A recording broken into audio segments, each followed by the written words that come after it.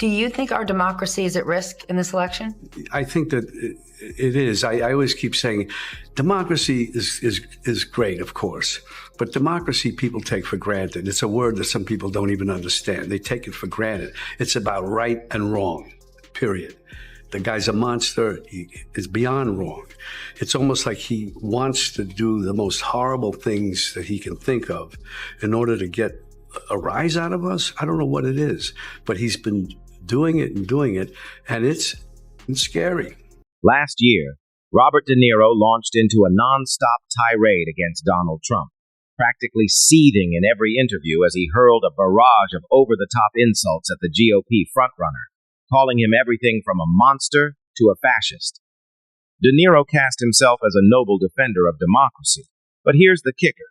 It was just another Hollywood performance drenched in double standards, and now Bill Maher has stepped in to tear that self-righteous act to shreds. If you live for brutal truth bombs and political takedowns the mainstream won't touch, smash that subscribe button. You won't want to miss what's coming next. So why is Trump winning? The latest New York Times poll tells a story the left doesn't want to hear. Even before the State of the Union address, Trump was beating Biden soundly, 48-43. He's also gaining more support from women than ever before, and even leading among Latino voters. What's driving this surge? The truth is, no one on the left seems to know. After the 2016 election, many were left stunned and demoralized. That's what Trump derangement syndrome does. It hijacks logic, shatters reasoning, and replaces reality with rage. De Niro had a list of reasons why Trump shouldn't be president, but couldn't offer a single reason why millions of Americans, including women and minorities, are rallying behind him. That's the kind of tunnel vision this obsession creates. And while the left clings to the fantasy that Trump's only edge is Biden's cognitive decline, the signs have been shouting, not whispering, Trump is gaining ground fast. Democrats knew it. That's why the backstage panic started. They didn't want a fair fight. They wanted a controlled outcome. So Biden got a soft push, and Kamala Harris quietly stepped into the spotlight. You're not imagining things. You're just finally seeing them clearly. Then came De Niro's wildest claim yet, that he wouldn't even play Trump as an actor. Really? Who's asking? Who in their right mind would cast De Niro as Trump? They don't even remotely resemble each other. That's like casting Danny DeVito to play LeBron James. It's absurd.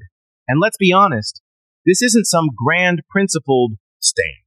It's pure delusion at best, and laugh out loud ridiculous at worst. It's the unfiltered rambling of a man clearly losing his grip. And then came the truly bonkers predictions. That if Trump wins, De Niro won't be allowed on TV anymore. That Trump will come looking for him. That things will happen none of us can imagine. That's what happens in a dictatorship, De Niro claimed. We have to believe him and take him at his word. Well, Trump has been back in office for months now, and let's be honest, how many of De Niro's doomsday scenarios came true? None. Zero. But you know what did happen? Trump pulled a move no one saw coming. He invited one of his fiercest critics, Bill Maher, to the White House. Yes, that Bill Maher, the die-hard Democrat, longtime liberal donor, and relentless Republican, roaster. Not even Obama, Clinton, or Biden gave Maher that kind of seat at the table.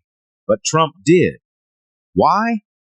Because Trump doesn't run from conversation. He doesn't hide in echo chambers or stick to safe, scripted sound bites. He charges straight into the fire. And that's what makes him not just unpredictable, but undeniably effective. So in a way, De Niro was right.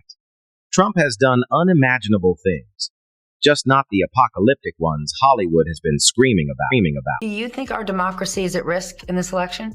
I think that it is. I always keep saying democracy is great, of course, but democracy people take for granted. It's a word that some people don't even understand. They take it for granted. It's about right and wrong, period. The guy's a monster. He is beyond wrong. It's almost like he wants to do the most horrible things that he can think of in order to get a rise out of us. I don't know what it is, but he's been doing it, and it's It's scary. At this point, it's painfully obvious that Robert De Niro knows next to nothing about anything beyond acting and hurling insults at Donald Trump. Just listen to how he defines democracy. He starts by saying, "Not everyone understands what it means," then offers a definition so cartoonishly simplistic, it sounds like it came straight from a middle school civics textbook. It's not just naive, it's arrogant and downright embarrassing. But really, who's surprised? This is classic woke Hollywood, loud, self-congratulatory, and completely disconnected from real life. These people live in such a thick bubble of privilege that reality doesn't even penetrate. They preach about democracy while silencing dissent. They claim moral superiority, but can't tolerate opposing viewpoints. De Niro isn't some outlier. He's just the loudest voice in a choir of clueless elites, still echoing each other from their red carpet podiums. And the rest of us? We're done pretending they have any business leading the national conversation. I'm totally baffled by it. It's something we've seen again and again for decades, just like those televangelists of the past, grifting. For attention and money. De Niro didn't just target Trump. He went after everyday Americans who supported him. He didn't hold back either. He painted millions of voters as gullible suckers duped by a con man. In De Niro's worldview, if you support Trump, you're either stupid, blind, or brainwashed. That's the level of disdain he has for anyone outside his elite Hollywood circle. And here's the kicker. The same guy calling Trump supporters gullible is out here parroting talking points lifted straight from late-night comedians and activist anchors, acting like it's deep political analysis. De Niro behaves as if he's some intellectual authority just because he agrees with the Hollywood hive mind. But that's not intelligence, that's groupthink. And it's exactly why more Americans are tuning celebrities out. They're sick of being talked down to by out-of-touch millionaires who mistake fame for wisdom. Spoiler alert, it's not the same thing. And when De Niro finally encountered a Trump supporter on the streets of New York, the sparks flew. The man shouted, "Bobby, it's your favorite president! I forgive you for being such a loser about the election.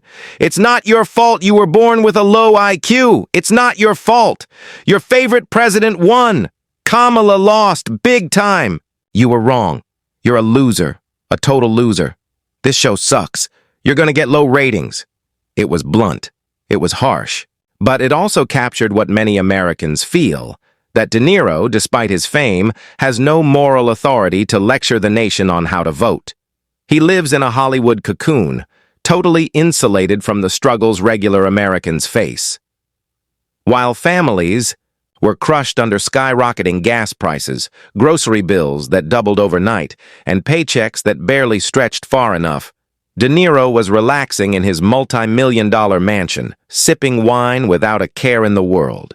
He never felt that squeeze. He never had to choose between paying rent or putting food on the table.